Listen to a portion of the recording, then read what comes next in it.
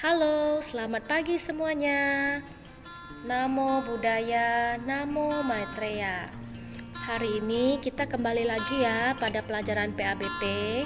Semoga semuanya dalam keadaan sehat. Materi PABP pada pagi hari ini kita masuk pada pelajaran 1 tentang masa bertapa Pangeran Siddhartha. Setelah menjadi pertapa, Siddhartha berdiam selama 7 hari dalam kebahagiaan pertapaannya di hutan Magga yang disebut Anupiya. Kemudian berjalan kaki sejauh 30 yojana menuju kota Rajagaha.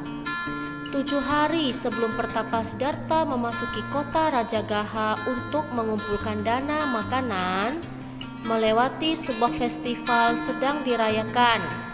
Pada waktu itu, Bodhisattva sedang memasuki kota tersebut dan kebetulan Raja Bimbisara telah mengumumkan bahwa festival telah selesai.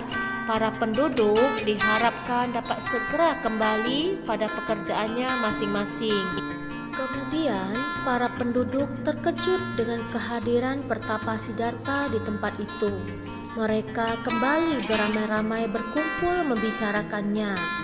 Melihat penampilan pertapa tersebut sangat anggun, seperti para penghuni dari alam surga Tavatimsa, sehingga seorang pelayan istana Raja Bimbisara melaporkan kejadian tersebut kepada sang raja.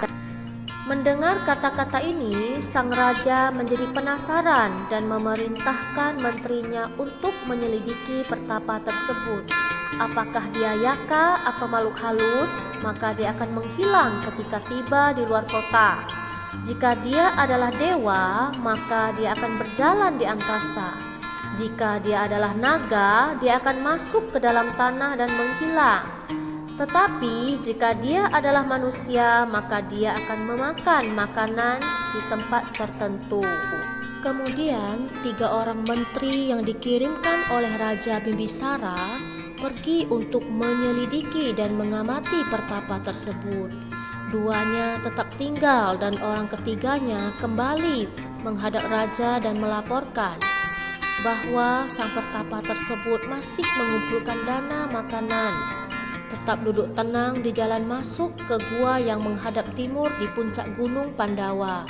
Pertapa tersebut sama sekali tidak merasa takut, bagaikan raja singa, macan ataupun sapi setelah memakan makanan yang diperolehnya.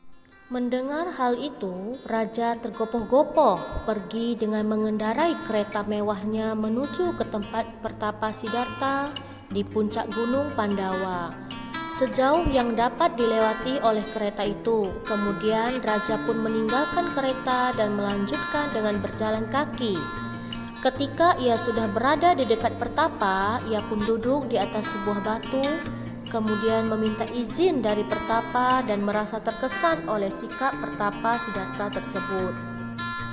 Raja pun berkata, "Teman, engkau masih berusia muda. Engkau juga memiliki karakteristik baik dan jasmani yang tampan. Aku merasa engkau pasti berasal dari kasta yang tinggi. Aku akan menawarkan kebahagiaan istana dan kekayaan. Apapun yang engkau inginkan di 2 negara Anga dan Magadha adalah wilayah kekuasaanku. Jadilah raja dan memerintahlah. Juga katakanlah padaku silsilah keluargamu." Demikian kata Raja Bimbisara. Pertapa Siddhartha pun berkata bahwa beliau berasal dari keturunan Sakya dan telah memutuskan untuk menjadi pertapa. Beliau sama sekali tidak tertarik dengan kenikmatan materi dan memutuskan untuk menjadi pertapa dengan tujuan untuk mencapai nibbana. Oleh karena itu, dia mengasingkan diri ke dalam hutan dan mempraktekkan duka acarya agar dapat mencapai nibbana terlebih dahulu. Raja Bimbisara pun menjawab, "Yang mulia, aku telah mendengar bahwa Pangeran Siddhartha, putra Raja Sudodana, setelah melihat 4 peristiwa dengan matanya sendiri, maka akan pergi melepaskan keduniawian dan menjadi pertapa yang akan mencapai pencerahan sempurna pemimpin tertinggi di tiga alam. Setelah menyaksikan cita-cita agungmu untuk mencapai Nibbana, aku percaya bahwa engkau akan menjadi Buddha. Yang mulia, izinkan aku mengajukan permohonan. Ketika engkau telah mencapai kebudaan, mohon agar kunjungan pertamamu adalah ke negeriku. Setelah dengan sungguh-sungguh menyampaikan undangannya, Raja Bimbisara pun kembali ke kotanya. Nah, anak-anak, demikianlah cerita singkat tentang masa bertapa Pangeran Siddhartha. Mudah-mudahan kalian dapat memahami inti ceritanya. Terima kasih. Namo Buddhaya.